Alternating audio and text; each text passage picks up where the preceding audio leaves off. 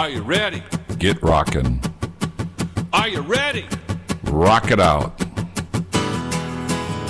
Ready, set, go.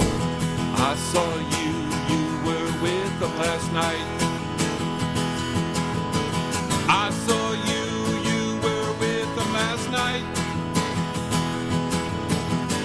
Don't burn the bridge, burn the paper. Yeah, that's Don't Burn the Bridge, Burn the Paper by Engaging Time, coming to a venue near you in the Lake County, Cook County, McHenry County. I'm praying to God that it happens. Sean, I have so much on my plate. I don't have time to rehearse right now. And I have to learn like 35 cover songs to be able to make it worth my while. And the audiences. Forget about me. Anyway, welcome back, everybody. This is 101.5 FM, WLCB, Slade's Corner, Wisconsin. I am joined by the effervescent Sean Hauser. Sean, welcome back. Thanks, Bill. Glad to be here. I am always glad you're here because, as I like to say, I'm the mouthpiece, you're the brains. So let me continue with this pre-authorization, folks, because this is really important to understand. And the paragraph I'm about to read to you, I have said in many occasions that if you're in a PPO, as long as your doctors take Blue Cross or United Healthcare or Aetna and you're in a national network, you can go anywhere you want. Well, there is a couple of oh-by-the-way clauses here, because every state has their own rules about stuff like this, pre-authorization, pre-certification, who's responsible, who's not. So here's a paragraph on the same page, Sean, page 28, 2 paragraphs or 3 paragraphs down. It says, note, providers that contract with other Blue Cross Blue Shield plans who are not familiar with prior authorization requirements of Blue Cross of Illinois. Unless a provider contracts directly with Blue Cross of Illinois as a participating provider, the provider is not responsible for being aware of the prior authorization requirements, except as described in the section Blue Card Program, which is a different program altogether. So, you're in Blue Cross of Illinois and you decide to go to Mayo Clinic. You decide to go to Cleveland Clinic, Houston Cancer Center, Johns Hopkins. Knock yourself out wherever. They take Blue Cross. They're not contracted, folks, with Blue Cross of Illinois. They're contracted with Blue Cross of Ohio, Blue Cross of New York, Blue Cross of Minnesota. They're not contracted with Blue Cross of Illinois. They do not pre-authorize your stay or your service at those places. You are responsible for making that first phone call. And Sean, that's what I tell most people. In my employee meetings, I very rarely tell them your doctor's supposed to do it. Clearly, in this particular contract, which is my contract, the provider here in Illinois has to make the phone call. Otherwise, they can't bill for you. But if you're going to go outside of the system or you're using a non-PPO doctor, you, Mr. Patient, are responsible for this. And if you're not, you may not be covered, particularly if the care is not considered medically necessary, which, again, as I said before, is the weasel clause that the insurance company uses to deny a claim. So in my particular client's circumstance, they work for a very big company.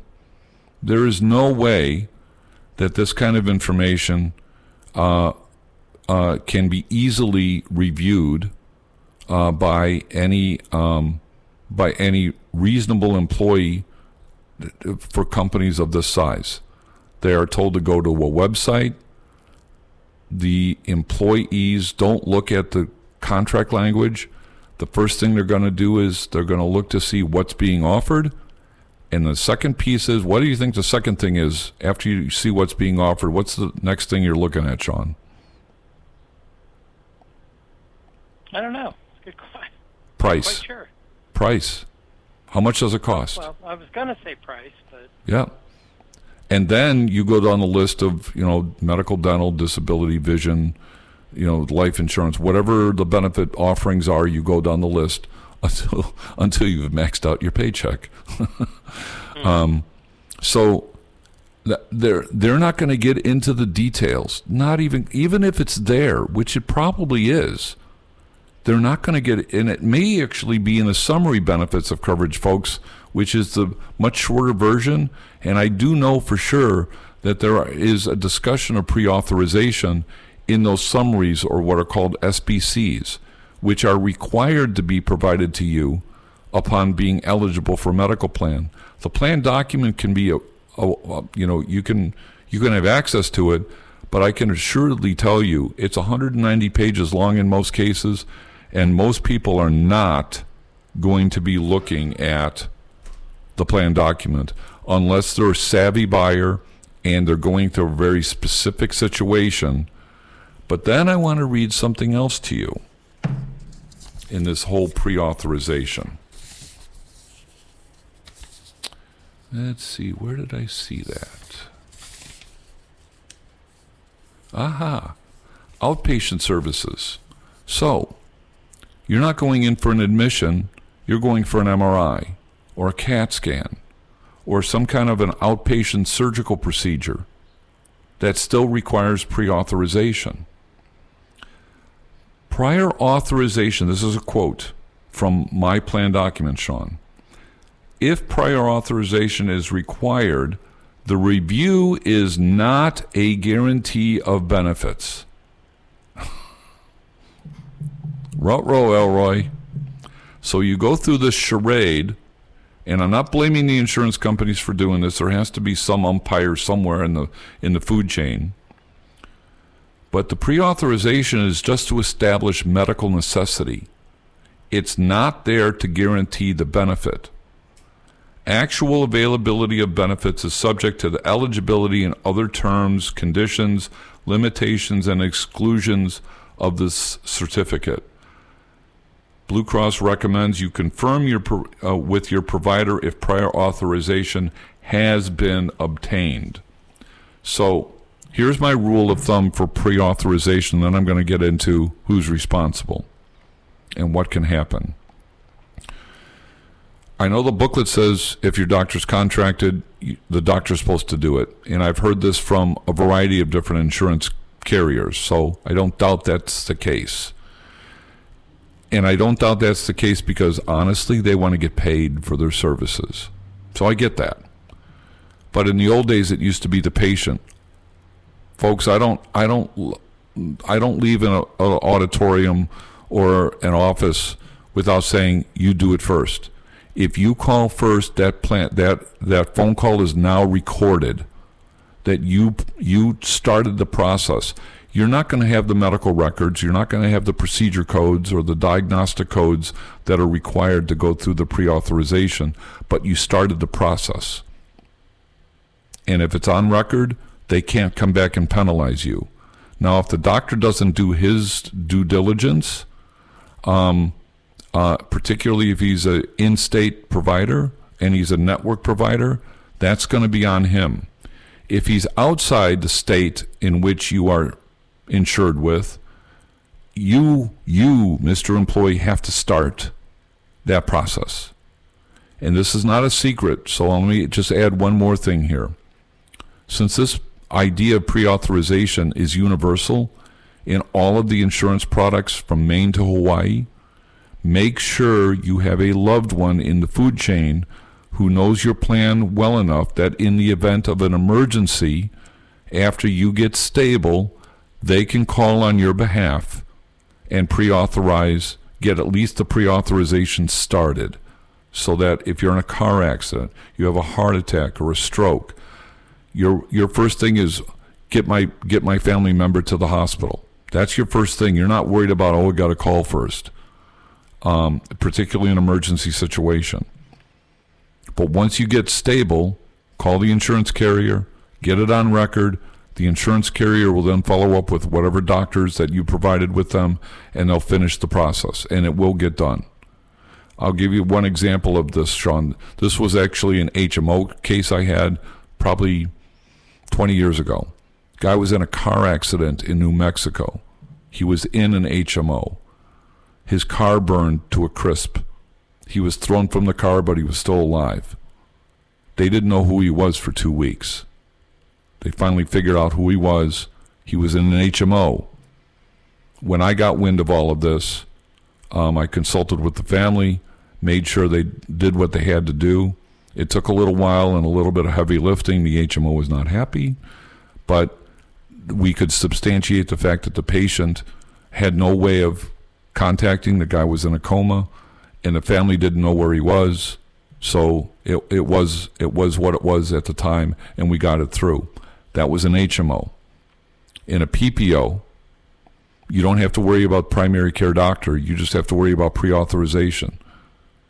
If you know that a family member, even in an emergency, is sick or hurt, you got to pre-authorize to stay. Otherwise, it can be a problem. The hospital will sometimes say, we took care of it. Do yourself a favor and take care of it. Because in my plan document, it then says about penalties. Bear with me a second while I find the page. Oh, there's a provision, page 31, Sean. No guarantee of payment. So you have medical necessity and no guarantee of payment. Let me see. Where's the penalties? Where did I see that?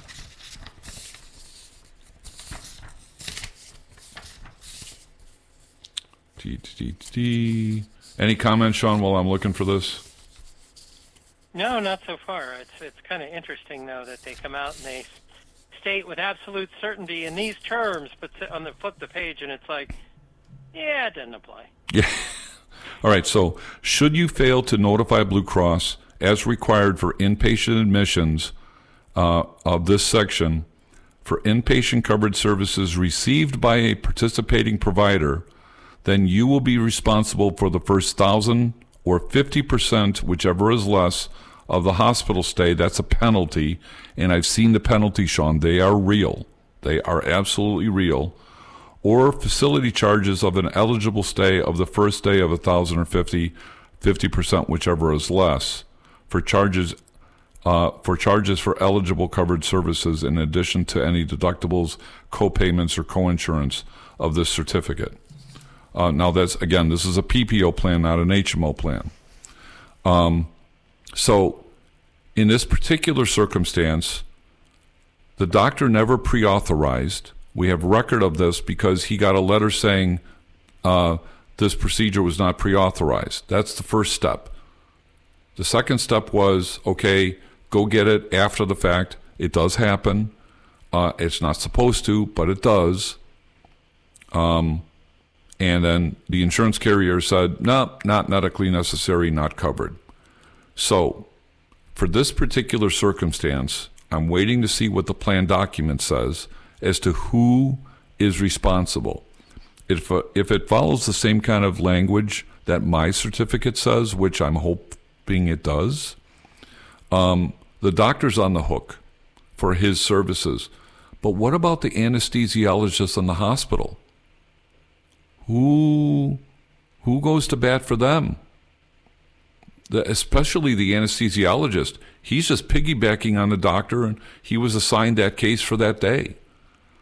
The hospital could have pre-certified it. In fact, the carrier told my client as much, that the hospital should have pre-certified this. Well, that's interesting. It wasn't like he just showed up the day of. This was a planned procedure, a couple weeks in advance, in fact. So do you think, Sean, that the doctors in the hospital are going to bill my client for the full boat? No, they're going to be generous and take into account. No, heck no. They're going to look for a way to add $10 postage stamp to it. Yep. Yeah, he is absolutely going to get billed, and that's when the war is going to start. And folks, you got protection but you're fighting the 800-pound gorilla in the room, which is the insurance carrier. So this is where I always say, consult with people who know what they're doing. There's a lot of good brokers out there like me who understand the contracts, who understand the moving parts. Know somebody who knows what they're doing. Don't try to do this yourself. It's not going to go well. You can do it yourself if you think you can, but it's not going to go well, and they're going to try to overwhelm you. I can tell you firsthand that the moment the broker gets involved, the insurance company gets a little bit more stoic in the chair, go, uh-oh. So they got somebody with knowledge now on the phone. We can't overwhelm them with gibberish. That's a fact. I can tell you that because I've been personally involved in cases just like, not like this, but claim problems, where I show up and I was like, oh, we can't put one over on him. We can't use language like we can with Johnny Lunchbucket because he knows what's going on. The broker knows what the rules are. So understand that in this case, he's going to get billed, and I'm guessing the bill's probably $50,000, Sean. That was my guess. It could be even more. And then we're going to have a fight. If we can get this through the peer-to-peer review, as I said earlier in the conversation, then it'll get resolved. If the peer-to-peer doesn't go well, and the contract is similar to what I read on tonight's show that he's got, then he may have a get-out-of-jail-free card, but that's when I'm going to tell him lawyer up, because you're going to have to get a lawyer to fight back. It won't be that difficult to fight back, to be honest with you. The plan document will say what it says. If it clearly says the doctor should have done it, then the lawyer can send a cease and desist letter to the doctor, to the hospital, to the anesthesiologist, because, by the way, all three of those players received the same letter, not medically necessary. So whatever PPO discounts they were going to do now, it's open season on the patient.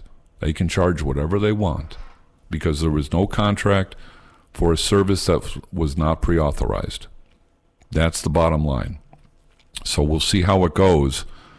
But I wanted to bring this up tonight, Sean, because it was clearly something that I knew, and I know a lot of people don't know this rule. In fact, when I was walking into the radio station tonight, there were two police officers who were having a chat, and I kind of tongue-in-cheeked them. I said, anybody want to join me tonight? I can use some participation along with Sean. And they kind of chuckled, and they said, what's your show tonight? And I told them, and I don't know if they're going to listen or not, but they were engaged in the conversation about what I was going to talk about. And neither one of them knew about the pre-authorization rules. Neither one of them did. It's funny because I got last year, or a year or two ago, I don't remember now, I got admitted to the hospital with a kidney stone. Mm-hmm. And I called the insurance company at something like 1 p.m. And I said, look, I went to the emergency room last night, and they decided they were going to hold me over because, they might have to go in and break up the stone or whatever. Mm-hmm. And they were like, oh, you don't need to call us. Don't worry about it. And I'm just thinking, no. I bet you there's probably something in my document, but I'm going to err on the side of caution because, I don't want to be fighting off a pit bull with a chopstick when they come after me because I didn't read some codicil on page 498 of the phone book that represents my contract. Yeah, and you know what, Sean, you're spot on. I was laying on my left-hand side when I made that phone call. You're spot on. Whatever. Yeah, you're spot on with that. And in fact, I have said, don't guess. If you're not sure, call, because they will say exactly what they said to you. You didn't have to call. But what if you had to and you didn't, like this situation? What proof did I have that I called anyway? But I'm still thinking, I'm making this phone call. Yep. Yep. And so all those phone calls are recorded. So my rule of thumb is if you're not sure, call. And the general rule of thumb is inpatient stay, surgeries of any kind. And by the way, a surgery, folks, is deemed if a doctor is going to enter into your body cavity. So believe it or not, a surgical procedure is considered a cortisone shot. That's considered a surgical procedure because he's going into your body cavity. That's how it's going to be billed. So just be aware, surgeries, inpatient stays, MRIs and CAT scans, and mental health kind of stuff needs to be pre-certified. We didn't cover this, and I think we're running out of time here. I got a couple minutes yet. Prescriptions have to be pre-authorized depending on where they are in the chain of tier levels, or are they generic, name brand, or are they specialty drugs? Pre-authorization in the prescription world has to do with what's called step therapy, which means you're stepping up from the generic or maybe from the over-the-counter to generic to preferred to specialty. The example I like to use is Protonix is a specialty drug for reflux. It's a wonderful drug. It's also $500. And if you're in an HSA plan, you're going to think real hard about, can I get away with Prilosec or Omeprazole generic, or do I need Protonix? Ozempic, great drug. I talked to somebody, a colleague of mine a couple days ago, who was significantly overweight and a diabetic, and he lost 60 pounds using Ozempic.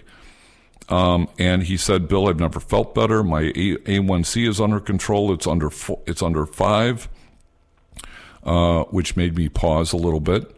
But that needs to be pre-authorized. You can't just jump into Ozempic. You may have to try metformin first, unless you can put up a case for why metformin is not a good call. I know that there's some people that react violently to the side effects of metformin. I know one of a friend of ours who took metformin and ended up in the hospital because of it, so she can't take that. I don't know what she's taking now, but this friend of mine is on Ozempic and he's never felt better. The one thing he did say was, Bill, I don't have an appetite anymore. Ergo, the reason why you lost so much weight. 60 pounds, yeah. Yeah. But he was, I don't know how big he was, but he said he was significantly overweight, and he's still needing to lose another 20 pounds or so. So that'll give you a flavor of where he was and where he's come from. But prescriptions have to be pre-authorized. It's a different process, but they have to be pre-authorized. And then, as I said, inpatient stay, any kind of surgery, I don't care, don't guess.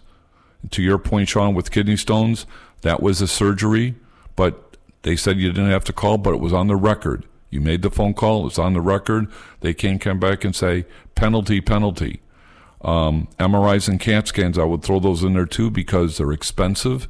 And sometimes the insurance company is going to go, well, Sean, maybe you should have had an x-ray first before you get the MRI. Even though the MRI is going to tell you way more about what's going on than the x-ray did.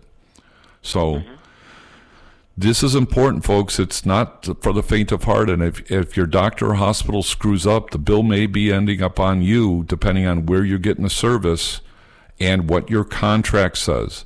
As I say all the time, premiums or rates don't pay claims, contracts do. What does the contract language say? I just made it very simple for you. Pre-authorization, surgeries, inpatient stays, mental health stuff, MRIs and CAT scans. Emergencies, you do not have to for PPO plans. For HMO plans, you absolutely have to call the primary care doctor unless it's a life-threatening emergency. And here's my definition. This is strictly for HMOs, folks.